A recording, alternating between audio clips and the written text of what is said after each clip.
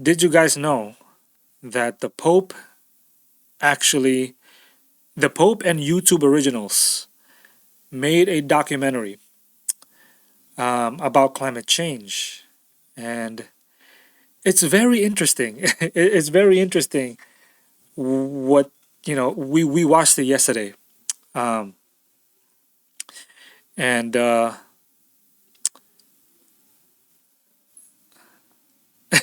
It's very, very interesting in many different ways. The content was very interesting because they were talking about climate change and they were tying it into religion, into faith, like faith based solution, right?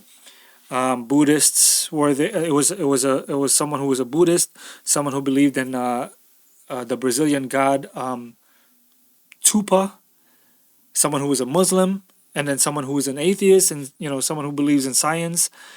And so it was quite interesting. And not the most interesting part to me, if you guys look at it, if you guys go to the actual page, actually let me show it to you guys. Here's the most interesting part.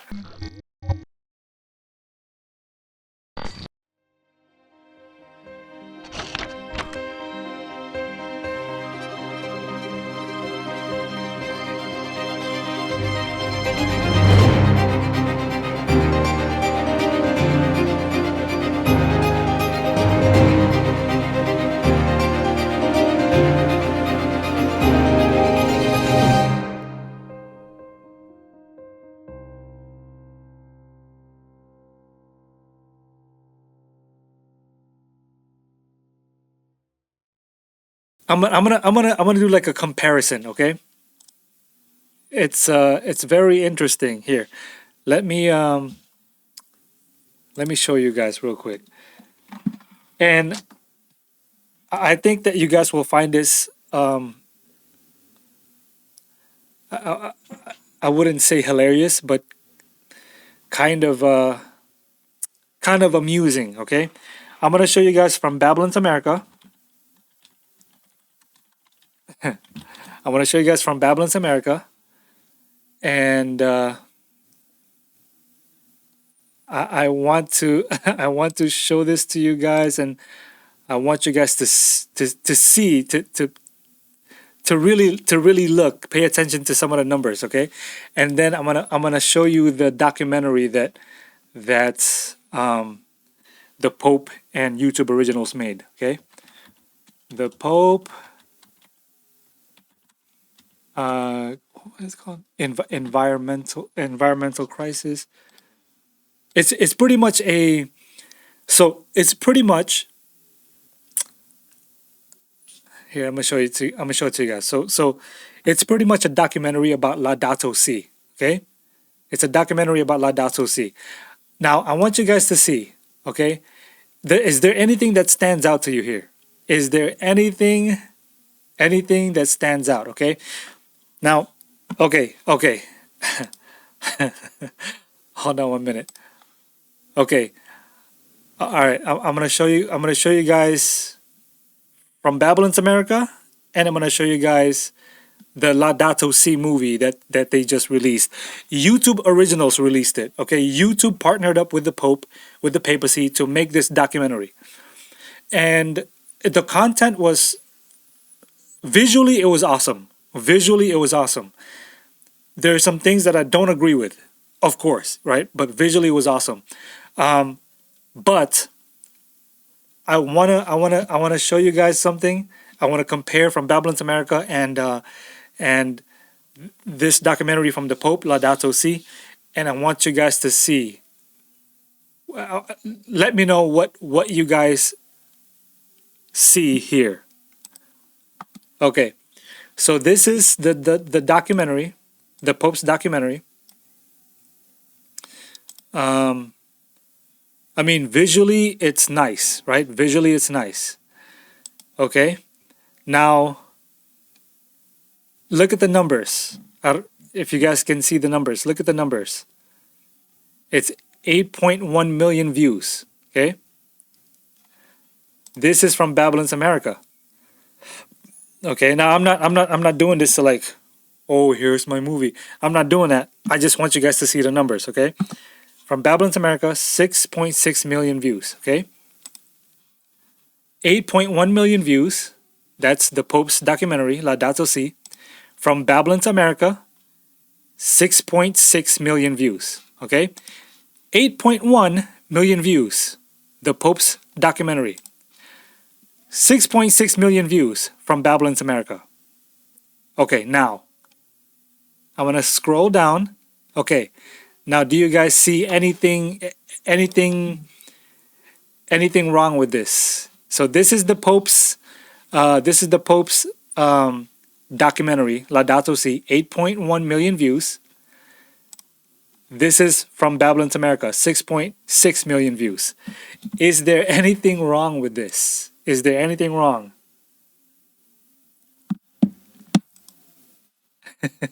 Is there anything wrong? And very I found this very amusing.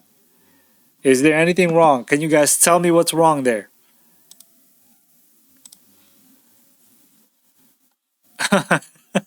The comments, low comments. Okay, so yeah, the comment section is very low for 8.1 million views. It's very low. That tells me something. Now, when I was maybe 10 years younger, about 10, well, 12 years younger, I was making music. Okay, I was making music, and I would what do you call? I would do these little test runs. Okay, and I would make rap music, and I would mention a few names to see if the views would boost up, right? And yeah, it worked. Like, you mention a name, someone who's bigger than you, and the views would boost, right? There's also another thing that I didn't want to get into, but I accidentally got into it. There's this thing in Fiverr, right? This thing called Fiverr.com or something like that, where you pay per views. You pay a certain amount of money, like $10 or whatever, and a company in India or Indonesia or the Philippines or whatever will boost up your views to millions of views. Only thing is, the comments don't follow suit, and so I don't know if they're boosting that up. I don't know if they're boosting up this documentary to make it seem as if it's like, oh, this big thing. I don't know, or just no one really cares, or people just view it and no one really comments on it. I don't know, but it seems pretty weird to me, and I think that's one of the most interesting part of the documentary is that it's got 8.1 million views and it's got 500 comments. From Babylon's America got 6.6 million views and 28 more than 28,000 comments on it. Which leads me to believe that they're trying to make it seem as if this thing is a big thing that everybody should get behind it. You know what I mean? So it makes it seem like there's an agenda. Now, I don't know the whole deal. I don't know the whole situation there. You know, but yeah. So, anyways, when it comes to COP27, if you guys watch that documentary from the Pope, um, it's very interesting. They're tying in religions, world, faith based, a faith based solution for climate change. So it's very interesting, very very interesting.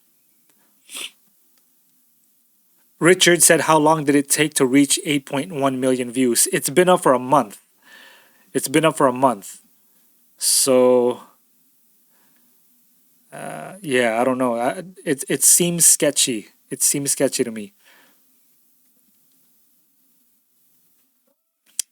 Yeah, it's been up for a month, and I didn't even know about it. Like most Adventists don't know about this thing. I heard about it from Chad Cruiser. Um, he's the one that told me, but But most Adventists that I know, I don't think they even know about this.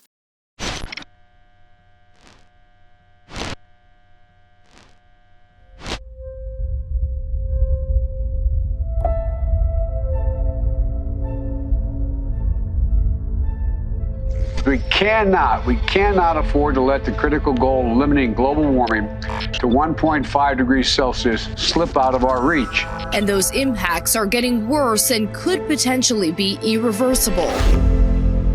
The debate over pre-trib, mid-trib, and post-trib is quite a debate. You know, some people think they're pre-trib. They believe Jesus is coming before the tribulation, or he's coming in the middle of the tribulation, or he's coming at the end of the tribulation. We don't know for sure when Jesus will return, but God does give us several signs, several markers that we know that the end will be near. Many of those are seen in Matthew 24. We have things like wars, rumors of wars, pestilences, and earthquakes, and all these events. You know, there are a lot of dear Christians that are mixed up regarding the events, the chronology of the coming of the Lord.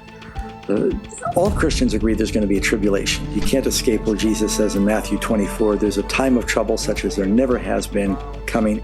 Jesus is actually quoting Daniel chapter 12, where Daniel says in chapter 12, "At that time Michael will stand up, the great prince that stands for the children of thy people, and there will be a time of trouble such as there never has been," even under that same time.